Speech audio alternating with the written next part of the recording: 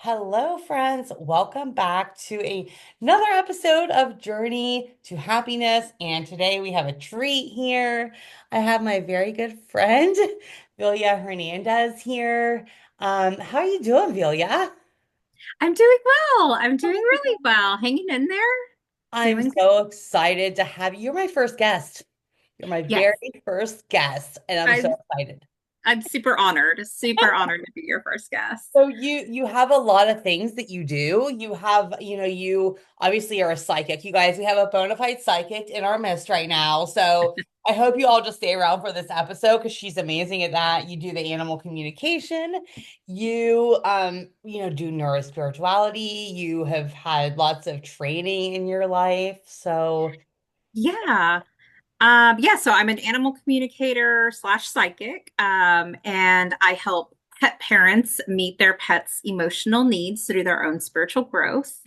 And I'm also an emotional energetic specialist where I help spiritual seekers who feel overwhelmed by their journey find their emotional clarity and relief without the need for complicated shadow work or spiritual bypassing. oh my gosh, I love that. I love Thank that you. so much. And me and you met, what has it been, about a year ago? A year, Yes. a year Yeah. in February, a year in Yeah. Me and Velia here met when we were taking a business course by another friend of ours, Yeah. which was absolutely freaking life-changing. It And was. we've grown so much. We've become very good friends. We talk all the time. So of course, I know a lot about you, but one of the things that I plan to have all of my guests talk about when they come on here, and you're my very first guest, so yeah, I'm so excited. But is that I want people to get to know you on a personal level also, and I kind of want to get them to know the background of who Velia is. Like, how did you get? Because I know that you've been through a lot, and I want to know, like, how did you get here? How did you get to this place of like peace and happiness and doing all of the things that you do now? So I would like to just kind of start with that and let the audience get to know who you are a little bit, if you don't mind. Okay, that sounds good. That sounds perfect. I grew up in a home where my mom used to take in all kinds of animals, and my dad, however, was mentally ill. At the time, he had severe anxiety, and then that later developed into paranoid schizophrenia. Um, but it was my mom that taught me to connect with animals, and it. I found because I grew up also with a lot of childhood abuse and trauma, I made a deep connection with animals because I saw their vulnerability. I related it, I identified to their vulnerability, especially when I saw my dad or family members or anyone in the public be mean to animals. And I was able to relate to that because I was mistreated a lot as well. So I definitely connected with them. And as I went through junior high and high school and in a college. Unfortunately, my mental health just started getting worse and worse. I had severe depression. I was on antipsychotics, and I've been on medication for at least 25 years of my life. And I ended up majoring in psychological I got my master's degree in psychological research, and I looked towards the psychological field because I was hoping to heal myself, help myself, and learn more about my psychology. And but once I got my master's, I just ended up becoming a statistician working for the government. And around that time is when I started to experience a severe mental breakdown, to where um, I had auditory hallucinations, and I was so depressed. I wasn't suicidal, but I was definitely crying pretty much every day and just having severe episodes of depression. And and so it was in 2017 around that time where my spiritual journey fully began. I was definitely exposed to spirituality throughout my life, but it really began in 2017. And I started learning all different kinds of techniques, just going online and exploring different techniques. And I really got frustrated. I've been in counseling my whole life, and counseling, I love counseling, but it only took me so far, especially when it came to managing my emotions at home when my counselor wasn't there. And I just, I always told my counselor, who I had a really good counselor, I always told her, like, if I could just put you in my pocket and make you my pocket counselor, then I'll feel so much more confident going out into the world. Mhm. But there's truly not enough counselors to help us with all of our emotions. Yeah. And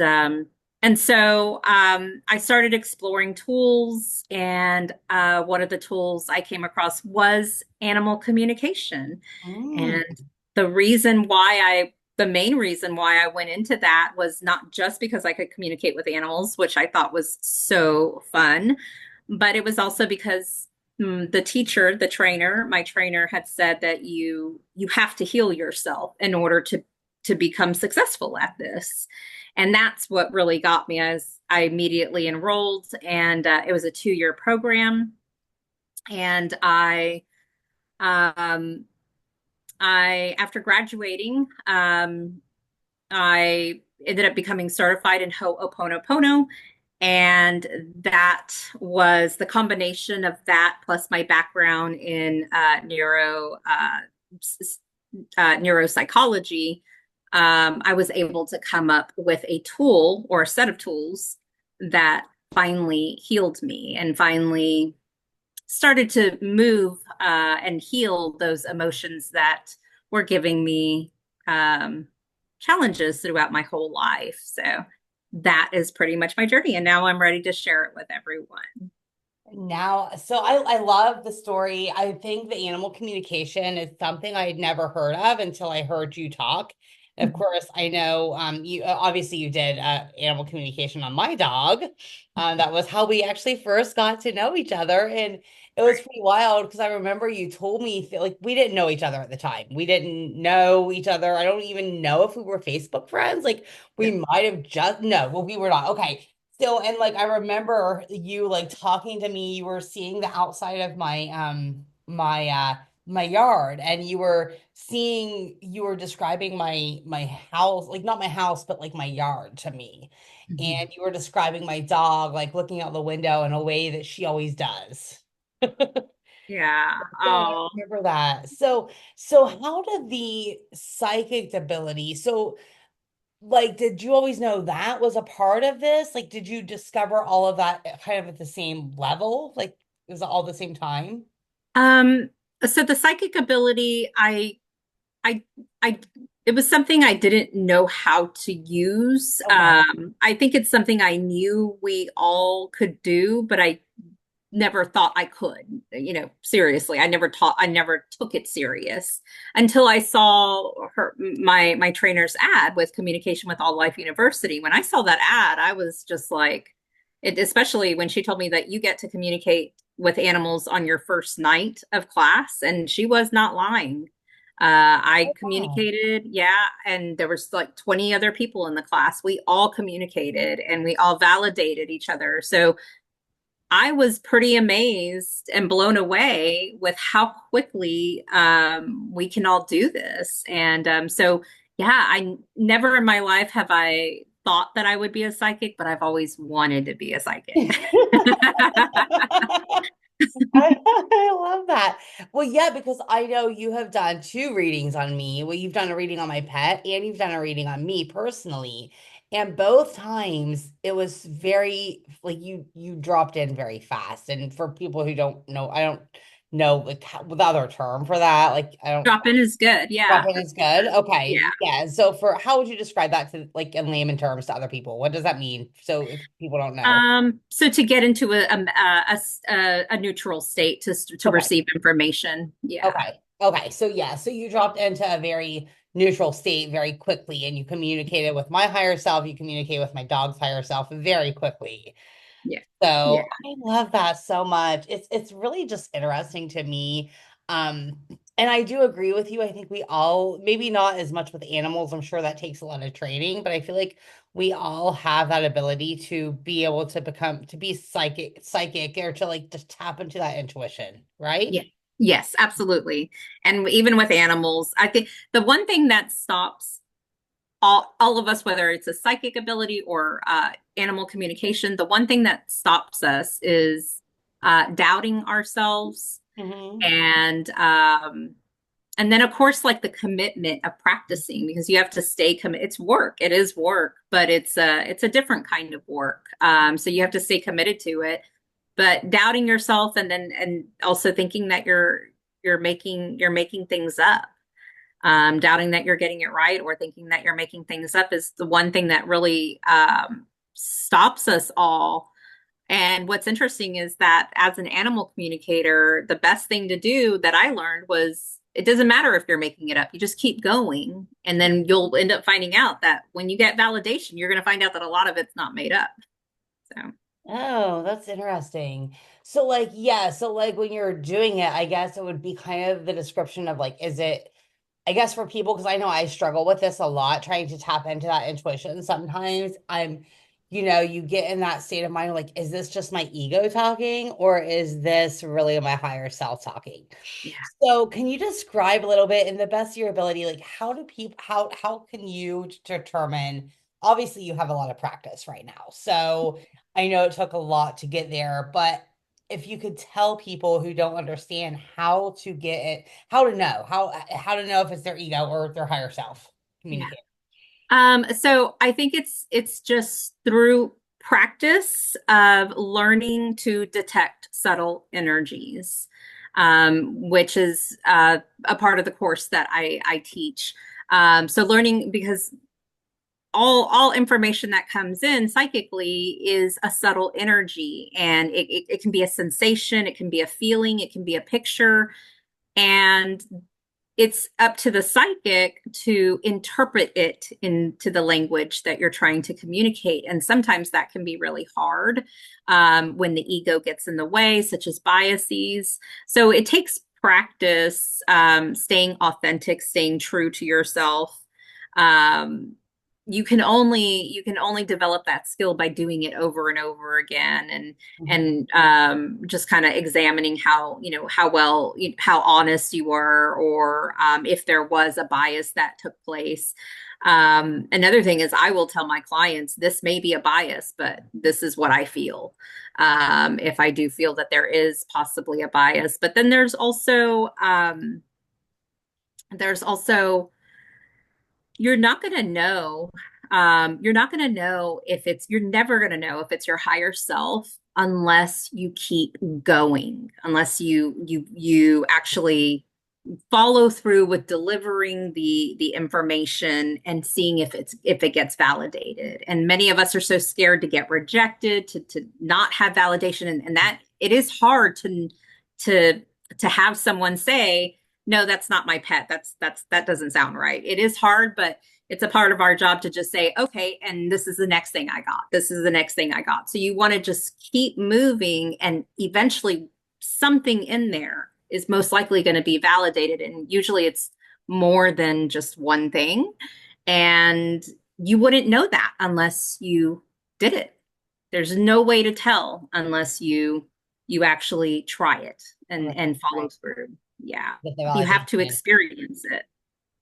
Okay. So do you have pets come through? Like I know so I know when I've watched mediums, who for people, I'm sure everybody knows what that is, but for if you don't, it's when they communicate with spirits, right?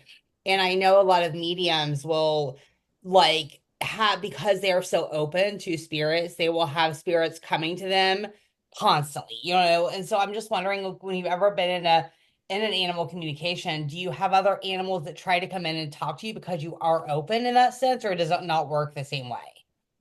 Does that make I sense? think that's a really good question. I think that I think I think you're going to find different answers with each person you talk to about that. So that's a good question to ask different people. For me personally, not a whole lot comes in unless I'm reaching out and trying to connect to the animal. Sometimes when there's multiple animals in the home Mm. and they maybe another one wants to try to talk, or maybe another one, even like if they're in the same room and I'm talking to one of them, sometimes I'll pick up the energy of the other animal that's next to them, or another animal will jump in if I'm already talking to one of their mates, their family mates. But other than that, I personally do not experience a bombardment of information uncontrollable, but I know that people do. That is, and I'm assuming an untrained psychic. And I know that it's probably not easy to live life that way either. I know there's a lot of challenges with that. I can imagine there would be. Like, I can't imagine when I hear mediums talk about it and they like talk about how they're just kind of like I've watched what's her name? Teresa Caputo, or is that her Oh name? yeah. You know Yeah, I about her, think right? yeah. And she's been on talk shows and she'll have like she'll be over like on the left hand side talking, so like she'll have things come through and the next thing you know she'll be over here and she'll even tell the spirits, I'm over here trying to talk, like, you know what I mean, because they just like people are trying to communicate with their loved ones and they're just all over the place, and so the Yeah. spirits are just coming to her, so because she's so open to them, we're the Mhm. normal people, not normal people, but like most of us aren't as open, we haven't tuned into that, so Right. they're just Right. very smart Exactly. animals and how it happened. So you also mentioned, so you had mentioned kind of the neutrality of it. And so I wanted to touch on that a little bit because that's something that I didn't quite understand until I really like, started talking to you Mhm. about how you need to stay neutral. So kind of, I mean, I know it might sound self-explanatory, but kind of explain that a little bit more. Like how do you get to that state and like what does that exactly entail? Sure. So neutrality is an emotional state. It's the most balanced emotional state, and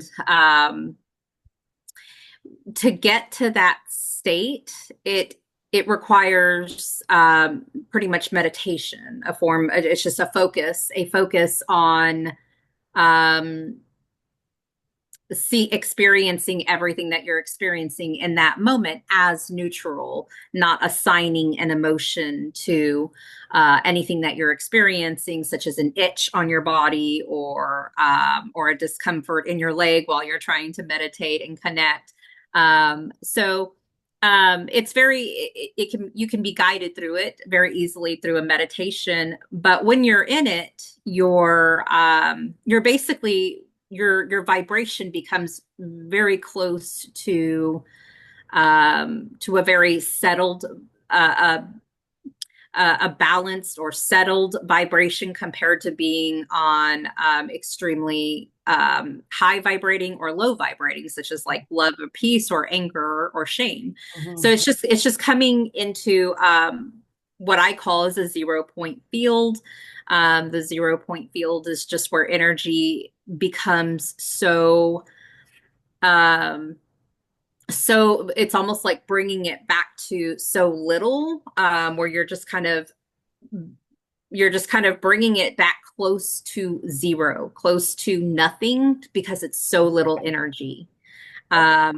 But the whole point is from there, you have, because energy cannot be destroyed nor created, from there, you can do anything with that energy, and you can kind of expand on information coming in or expand on healing others in that energy field. But that's really how I see neutrality. It's just a balance of emotion, a balanced energy within the nervous system and emotions, and within your vibrational energy.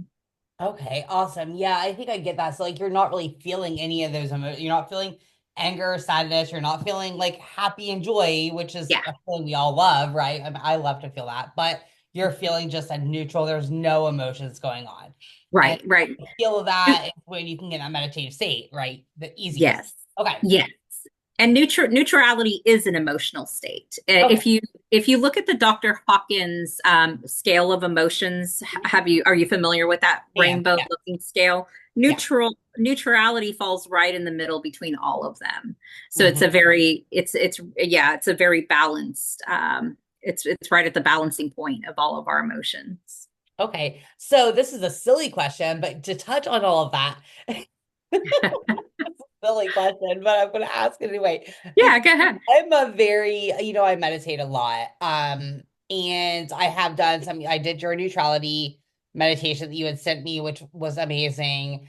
I do, of course, in miracles meditations. I do all of the things, but I can't ever stop the fucking itch. Okay. You mentioned the itch on your leg. I can't stop. Like it happens all the time. How, like, I, and I don't want to scratch, but it's like, what do I do, Velia? Help me out.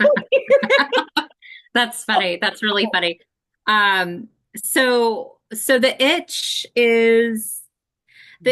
can usually be the subconscious ego telling you to not do this. The subconscious ego wants to constantly be getting hit with chemicals, emotional chemicals, because we become stimulated with it. We become excited. We become, even when we become angry, we get adrenaline. We just get excitatory chemicals. And so when we're doing anything but meditating, and we're living our daily lives, we're usually moving from task to task, overthinking, thinking about the future, thinking about the past, or we're having a good time. And all of that is giving us a bunch of chemical hits.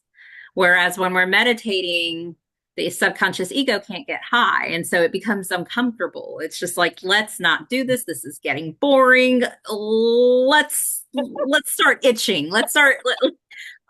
So it'll start sitting so your nervous system will become uncomfortable. It'll start sending signals to start distracting you. So there's that aspect. There's also the aspect of the fact that when you are meditating, you are becoming more aware of what is happening to your body as well. So everything becomes a little bit more amplified and more, so an itch can become more annoying. So, in order to let that go, you would, first of all, you would want to you want to become your own self leader, um, uh, and challenge the ego to sit still anyways. If it needs to itch it, then itch it, but we're still going to sit still after we itch it until the meditation is done. And that's why I always recommend start with small meditations, because short meditations, Mhm. to make it more likely that you're going to sit through it. Then the other side of of just being hypersensitive to what your body is experiencing when you're meditating is that you can itch it. It's perfectly fine to itch it. But if you continuously start to have itches to where you can't continue to meditate and just sit still, then that's most likely the ego. Okay. That makes so much sense. Honestly, that really makes sense. And I like to meditate. So when I have to work that day, I give myself anywhere from 15 to 30 minutes. It just depends on how much time, how late I got up that day, honestly. Like, but when I'm off of work and I have more time in the morning, I mean, I can sit there for 45 minutes to an hour and I want to, and I Yeah. like to do it right when I wake up, but I have noticed, especially the longer I sit, the more I like the thoughts try to come into my mind, which I'm decent about getting them out, but it just like if I had a really stressful week, like tomorrow, I've had a stressful week this week. So tomorrow I'm probably gonna have a lot more trouble. Because this week Mhm, I've had mhm. more trouble meditating like than I normally do because the thoughts come in. But then also the itching. The itching is like such a big deal for me. Like it will just start and I will scratch and then like, okay, I'm gonna sit here again, and then like the itching starts again. So I'm just gonna try to, yeah, do what you said. Did try to like just Yeah, you can itch it, but it's more of you can tell the ego, you can give me all the itches you want. We're still going to sit here. And eventually it'll calm down. okay. People are Yeah. probably listening. If people listen to this and be like, "We're talking about itching during meditation." Yes, we are, folks. We are talking because I do think this is probably an issue that like a lot of people have. And honestly, I haven't heard a lot of people talk about it. They talk about meditating, but I've never really heard a lot of people talk about these things. And when you Mhm. brought that up, I'm like, oh, I'm going to talk to her about this because I have her here on this podcast and I want to know how the hell do I deal with it. So I'm very thankful that you just described all of that to me, and I hope it helps somebody else at home too. Awesome. Awesome. Um, That's a good question. It's true. Nobody really talks about that. And it's a big problem that a lot of people have. And it's It like, is. It yeah. is. And I know thoughts are a big problem people have, but I think there's a lot of people who talk about thoughts. I like to watch my thoughts go by on a leaf and kind of, acknowledge my thoughts, be aware of them, and then just let them float by. But people do talk about the thoughts because that's a big thing people have. But they don't talk about when your body like starts to do weird things and, have weird issues happen. Yeah. Yeah. That's a good point. That's a good point. So I'm gonna talk a little bit back. I wrote this down earlier because you were talking about it because you did go to school and you studied a lot of psychology, right? But now, so you did like, I don't know if it's called neuropsychology. I don't know what the term is, but now I know you have focused on neurospirituality. So can you kind of talk about the two? I know they're similar, but can you kind of talk about the two and what led you? I kind of know because I know you, but I want you to talk to people about like where did that, it sounds like 2017 was kind of when that switch happened where you got into the spiritual awakening stuff. But so what is kind of the difference between the neuropsychology and neurospirituality and all of that? Can you speak to that? Yeah, absolutely. So the field, the degree that I have could fall under the umbrella of neuropsychology. The background that I have is basically psychobiology Okay. and neurology, but um, that is more the area that I focused on was automatic processes. So it's more of the subconscious behavior, the ego subconscious behavior, and how we. So I co-authored in like 3 studies on how people respond to addictive stimuli. Um, in from the subconscious mind, and so that's basically what I focused on. So it's basically how we process things subconsciously rather than and then also consciously. So that's neuropsychology. But neurospirituality is it's a new field that's coming up. So I think the academics are starting to recognize it, but it's Mhm. basically the relationship between the nervous system and what happens in your spiritual growth. So when you go through spiritual growth and or personal development or any kind of mental health training or um, anything that improves mental health, neurospirituality kind of goes into how does the nervous system what happens within the nervous system when you're thinking positive or when your subconscious ego is driving the versus you meeting your goal on your spiritual journey is to become consciously living. So that's our goal on our spiritual journey is to consciously live, to live with purpose where everything we do, we're in the present moment. That's conscious. Mhm. Whereas most of us are in autopilot. We're subconscious driven, meaning we're constantly thinking about the past and the future, and we're not really living in the present, and that's where emotional suffering comes from, is because we're not in the present. We can't be conscious enough to our emotions in the present moment because our emotions are too unbearable to feel. So when most of us experience trauma and we become we age and we start to work 40 hours a week and we're overwhelmed, we're overstimulated, that's all the nervous system responding, um, it's responding in terms of feeling overwhelmed at night, wanting to just feeling exhausted after work, feeling irritable, feeling impatient, depressed, unfulfilled in life, unhappy.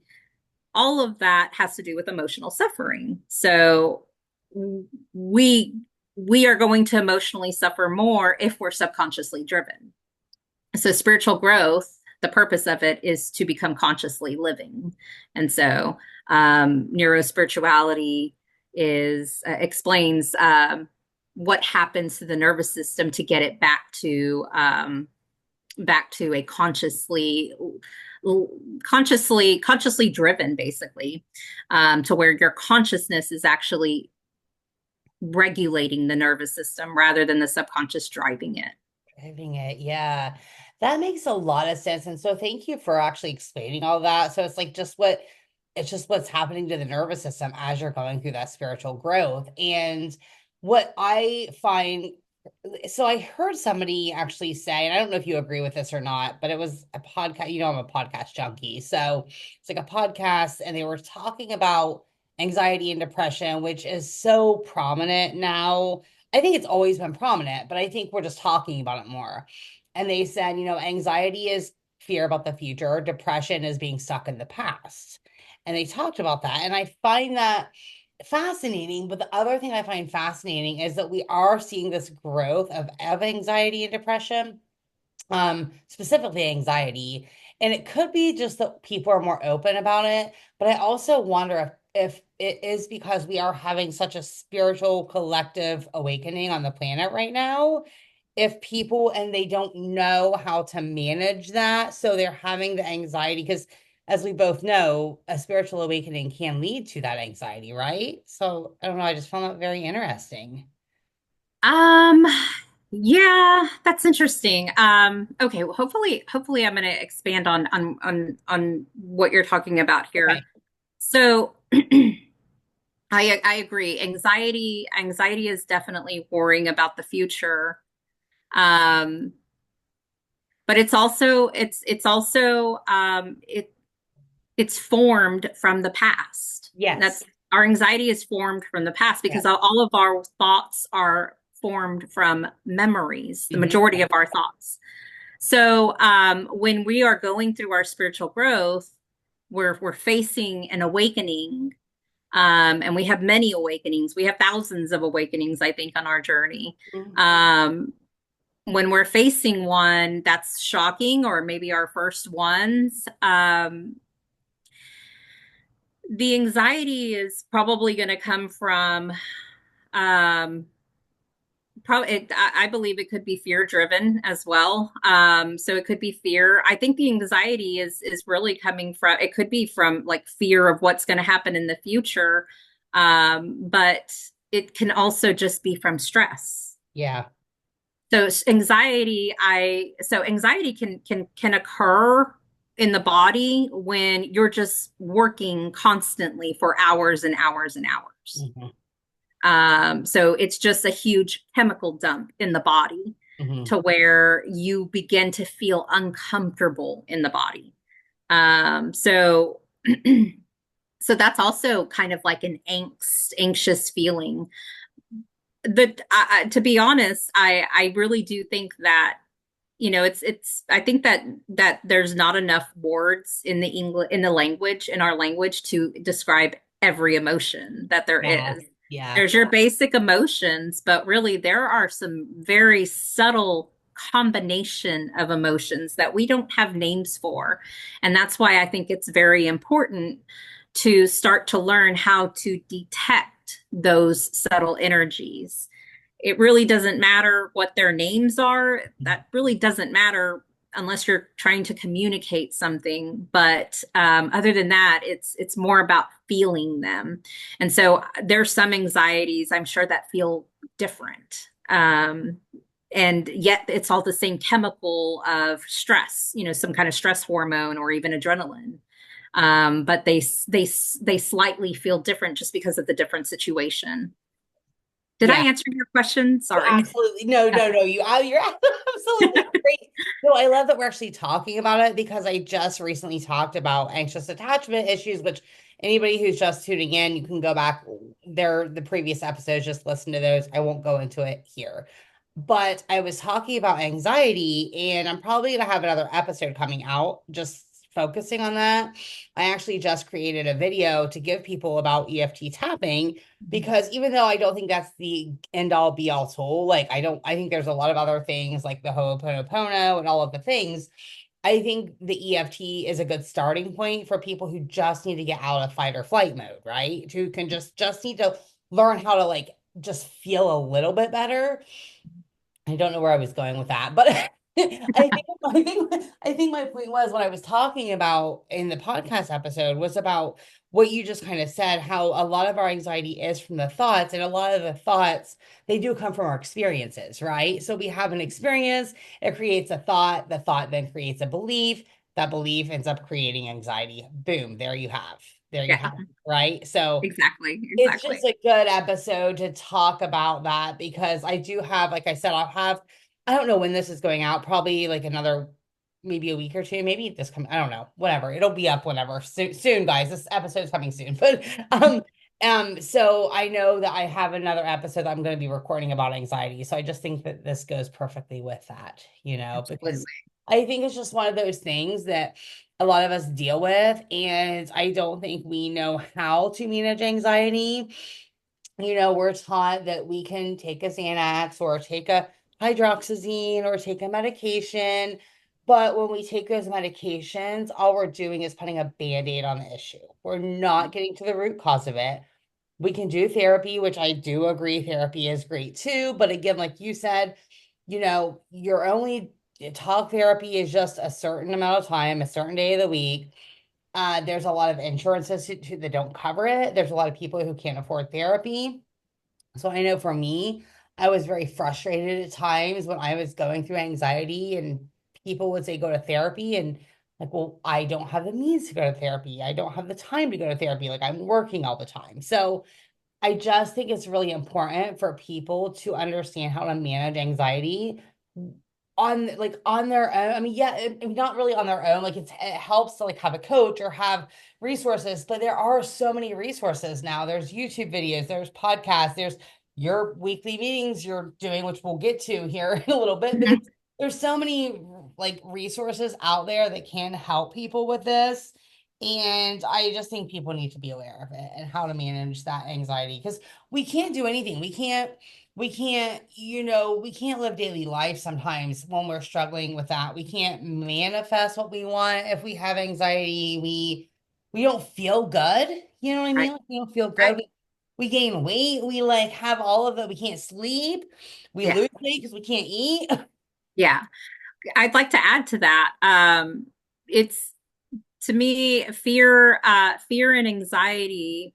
Um, both of those, it's quite interesting how much they lead to severe mental illnesses. I mean, Yeah. because anxiety is definitely, a general anxiety disorder is pretty severe, but when it comes to paranoid schizophrenia, that's all based on fear and anxiety. That's untreated fear and anxiety, Mhm. and that's all that is. And then, even with the auditory hallucinations that I dealt with, that was all from probably anxiety for sure, fear and sadness.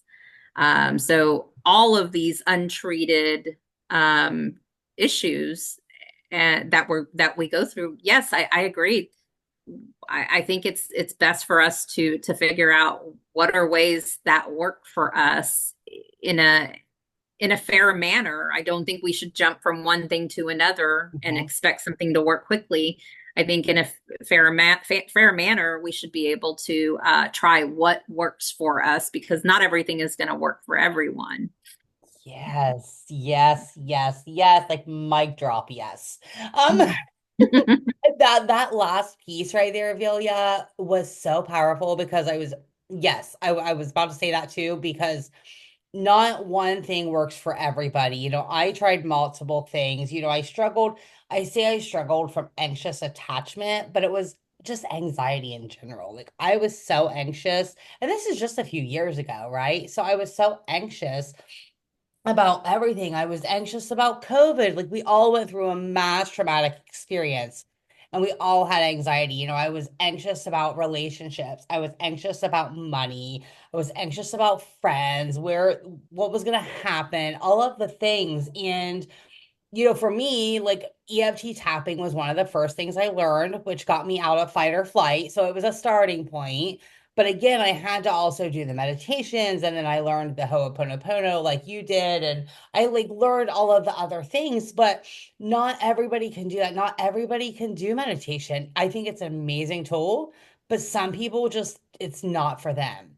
You know what I mean? Like, or some people want to do like a walking meditation where they're taking a walk and getting doing that, or just a walk in nature. So journaling, which I know isn't something me and you it like really works for me and you because we've talked about this, but there's thousands of people that journaling really works for out there. Right, exactly. Exactly. So yeah, not one thing works for everyone. And to be honest, one of the things I teach in my neurospirituality class is that to think that one thing is going to work, for everyone, or the one thing that worked for you has to work for everyone, and that your loved one has to try it, that is actually spiritual dissension, because spiritual ascension is the idea that we really don't know what we think we know. Mm-hmm. And for me, I absolutely know that my tool worked. My set of tools worked for me, but I really don't know if it's going to work for everyone. Yeah. And that's I think keeping that open mind um is what helps our spiritual growth. Oh my gosh, I love that so much. Absolutely correct. I want to talk about your group that you're having. So we're going to start to wrap this up both here in a few minutes because I don't want to take too long on this, but I want to get to, because you just mentioned it, and I want people to know about like what you're doing. Like you just talked about the group. I want people to know what that is. I don't know if it might be too late to get in. I don't know where you're at on that. So, Yeah, it ends in March, and I'll be starting the emotional energetics course at the in the last week of February. But right now, I'm basically giving my course away for free, and it's a course valued at $1,200. I sell it at $1,200, and it contains a meditation course. Where I teach you the difference between open-eyed and closed-eyed meditations, and how to incorporate it into your daily lives where you don't have to meditate for hours and hours if you don't want to. I also have a relaxation piece. That way we can learn to relax into our emotions when we're ready to heal them, because in order to heal our emotions, we have to feel them, and we can't feel them unless we're relaxed. If we're tense, it's going to be too unbearable to feel. So that's the second part of the course. And then the third part is emotional energetics, where I teach you how to detect and manipulate emotional energies to make them more bearable to feel, so that way you can heal. mm, love that. So are people still able to get in on that? Like I'll put this out this coming week. So it'll Oh be yeah, sure. Yes, up. people are able to get in on it. I have a link, and I'll provide you that link, and they Okay. can certainly welcome to come. It's free and it's open through the end of March. Through the end of March. So how do they get that link? How do they find you? Is Facebook the best way? I know you're on a lot of stuff. So you have the website and you have Facebook. I don't know what's your preferred method of people to get in touch with you. Right now, my email, and for that course, my email and my website. You can also get in touch with me there and book a 15-minute call if you have any questions. And that's a free call. But Facebook is good, my email and my website. And then I can provide you the link to get into the course room because right now anyone can come at the moment. So it's an open course. Yay. So go ahead. I'm going to link these in the show notes, but in case I have technical difficulties, because we did today, we didn't think we were going to be able to record this. We were like, couldn't hear each other. I had to send her like different Zoom. It was bad. So can you just tell us I guess what your email is and what your website is, and then I'll also link them in the notes. Absolutely. So my email is unveilinfinitepotential.com, no spaces, unveilinfinitepotential.com. My, I'm sorry, that's my website. I think I Website, said yeah. email, but that's my website. My email address is unveiling with Velia at gmail.com. So that's unveiling with Velia, Velia at gmail.com. Okay. Awesome. Awesome. Awesome. And yeah, if you guys have any trouble with that, like I said, I'm going to link them in the show notes, but you can find me on Facebook, Chrissy Lax. That's Chrissy and then LAX, just like the airport. If for whatever reason I have technical difficulties and we can't get it linked and you can't find her, just DM me. Okay. Just DM me and I can point you to her. And actually DM me anyway. And I don't know how you feel about it. Maybe I'll let you speak on yourself, but you guys can DM me anytime on Facebook. I want to connect with people. And so I guess probably is that okay with you too? If people want to find Absolutely. Facebook? Absolutely. I don't know my Facebook I think name your actually. Facebook one. I'm gonna try to link all of this in the show notes, but I feel like your Facebook is I'm looking, hold on. Well, we're on the phone, folks. I feel like it doesn't so it's Velia. So it's VELIA, and then it is just HD as in dog, Z as in zebra. So Yes. So that's me. And then I want to say there's like a number at the end of it, but yeah, Velia HDZ. that's all it says Um, here. Yeah. yeah. But Okay, we'll but try I to think we should be what's able that? to link it in the show notes. I just don't, technology's not my strong suit, but we should be able to link all of this for you guys in the show notes. So Yeah, I don't think it's going to be an issue, folks. perfect. Yeah, do you have anything else to say to our lovely friends out here that are listening to us? I think that I'm excited for your journey with Chrissy Oh, Lax in that journey to happiness. I think this is a great podcast. I think you're going to get a lot of good information. I think the topic is very good and very important and how we find happiness. I think, yeah, I love the idea and the topic of the podcast, and I think it's going to be very, very helpful. oh, thank you so much. Well, I'm gonna say this is so much fun. I'm sure, will be doing more episodes. We have so many episodes. We've voice message all the time, and we're constantly saying like, "This is a podcast episode." Like, we didn't even get into. I didn't even know where this was gonna go, but like, there's so many things we can always get into and have conversations about. So glad you came on. Absolutely, absolutely. I would love to be back. It's so much fun. I had a lot of fun and Okay, yeah, great, absolutely. awesome. I'll be back. All right, friends, we're gonna go for now, but I love you so much. Find us in the links in the show notes and go catch Vilia's stuff that she's doing right now because it's really amazing. You can learn a lot from her. So, all Thank right. you. We love you so much. Until next time. Mwah! Bye.